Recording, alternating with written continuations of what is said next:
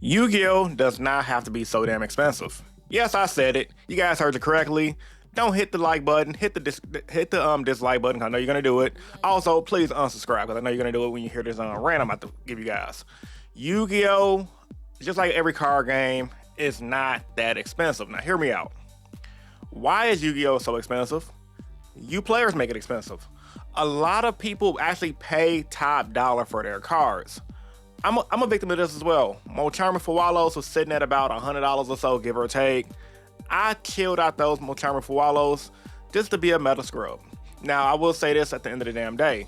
I have no regrets buying Mo Charming Fuwalos because I don't mind investing into my hobbies. And also, I do YouTube to supplement that. But what about you guys out there who don't do YouTube, who just want to play Yu-Gi-Oh casually in your spare time? You really can't get mad about the game being that expensive because it's what? A freaking hobby. So I've been playing Yu-Gi-Oh for 20 plus years. Cards always been expensive, semi-expensive. When I was 12 years old, some of my favorite cards were like 20 to 30 to 50 to 60 bucks. And I didn't rant, I didn't moan, I didn't complain. I just salvaged what I had, opened packs, and traded for what I needed. Now a lot of players are saying, Chris, trading is dead nowadays. This ain't the early 2000s. I can't trade anymore. But that's where you're wrong. Trading is kind of dead, but as someone who goes to at least 2 locals a week in my spare time, I can honestly say, you just gotta be there, show up for the opportunities to happen. Like, for example, right? Mo Charming Meows, currently sitting at 50 bucks. By me networking at locals, getting cool with certain people, I was able to pick it up for $30 from somebody who I know. Why? Because he didn't really care about getting full value. Now, a lot of you might be thinking, I can't pay $30 for a card. I'd rather buy food. I'd rather buy groceries. I get it. Inflation's high. I'm not here to tell you guys how you should spend your money. All I'm saying is, when I see people complaining about the game being expensive, but I see a lot of those same people wearing expensive clothes, name brand shoes, having the latest video games coming out, I'm like, dude, stop complaining and invest into your hobby if you care about doing well. The biggest argument is, well, the OCG has things that are cheaper. You're right, the OCG does have things that are cheaper, but you know why things are cheap in the OCG? For one, Konami OCG respects their players more than the TCG. But for two, I don't think a lot of the Japanese market would overpay for cards. Maybe that top 1% would do it just to do good. But I really believe that the scalping culture that we have in the West probably won't fly over in the East. They'll probably just ship to a cheaper card game that's not gonna break the bank. See, the thing I don't like about people complaining about Yu-Gi-Oh being so damn expensive is we set the price as players. If people didn't pay $100 for Fuwalos, $50 for Meows, the prices will go down. Everything is supply and demand. Everything, which is why players get frustrated with Konami, because when Konami clearly short print things, they're just like, dude, what the hell's going on? Why is this card getting short printed? But at the same damn time, I have to preface this. A lot of you guys want to be the best. A lot of people you guys follow, like the packs, like the Team Sams, like the Triff Gamings. You guys want to be just like them. The people who can afford to play this game at a high level, who can afford to go to every event they want to go to because they just got it like that. So since you guys want to copy them, you guys want to buy these cards. If players in masses, and I've always said this even years ago, stop paying the top dollar for these expensive cards, these expensive cards will be set at a rate where people can afford them. It's all supply and demand. If there's 1,000 Mo Charming Fuwalos in circulation, but people are only willing to pay 50 bucks for them, guess what? People are gonna pay the 50 bucks for them to compete. But if people are saying, hey, I'm not paying more than 25 in masses, people would just pay 25 bucks for the card. Or what happened is a small group of people who do like buyouts, for example, the scalpers in the community, they'll just buy them all up, have them sit in their collection, collecting dust, and players like myself won't overpay for it. We'll have to find alternatives to compete. Now, I'm not sitting up here saying I'm not trying to be empathetic, or I'm not trying to sit up here and say that I don't get it from a money standpoint, because I'm not rich by any means. Like, if you guys know, you know. You guys watch my live stream, you guys know I'm not rich. I'm your everyday average Yu-Gi-Oh player who just happens to have a decent sized little following on YouTube. However, even I can say the game ain't that bad. It's just that we make it expensive, because you guys got to think about it from this standpoint as well. This is something I was thinking about while I was sipping my morning coffee. As a matter of fact, let me get my morning coffee, right? Non-sponsor, right? I was able to build full power Rizel, partially because of YouTube. The other parts is just me picking up cars and stables just from going to locals consistently. I open up constantly, just playing in locals, my little $5 tournament. I open up OTX packs that are OTs that sell for 10 to 15 bucks. I do every once in a while get a pack from just competing in locals.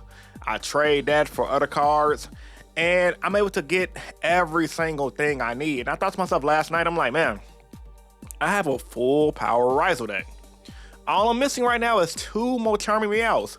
If you guys are watching this video in the future, Mochami Meows is a card that's a hand trap. It's like a watered down version of Maxi from Graveyard that's currently sitting at 50 bucks right now, like I said earlier in this video. And I just thought to myself, like, man, I never really had a full power meta deck ever in my life. But I realized I can get that deck. It's not that hard if you have a job with a little bit of disposable income. Now, like I said, I get it. You guys feel like, hey, the game should be dirt cheap.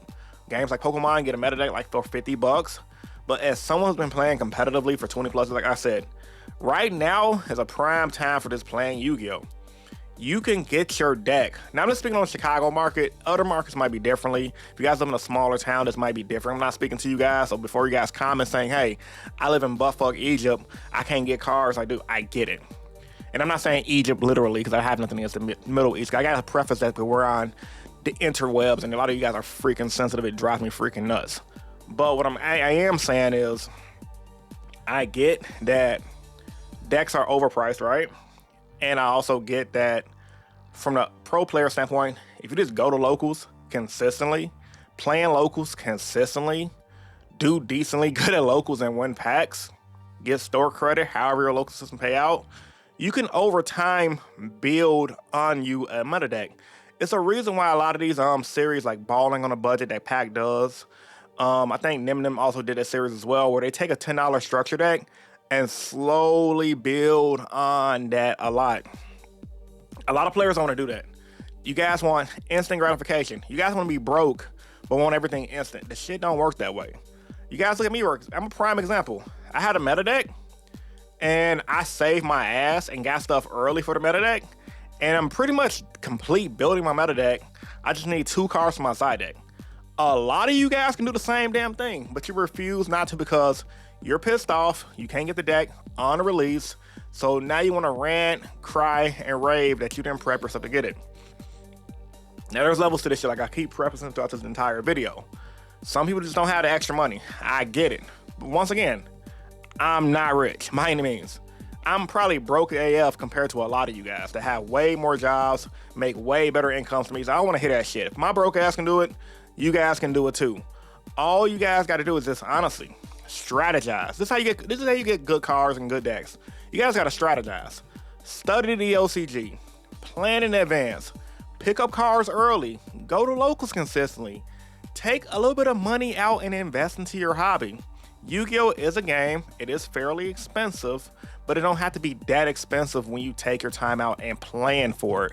Now, a lot of you guys might not have the discipline to do that because I know people personally who just, every time something new comes out that don't revolve around their hobby, they just have to swipe their card.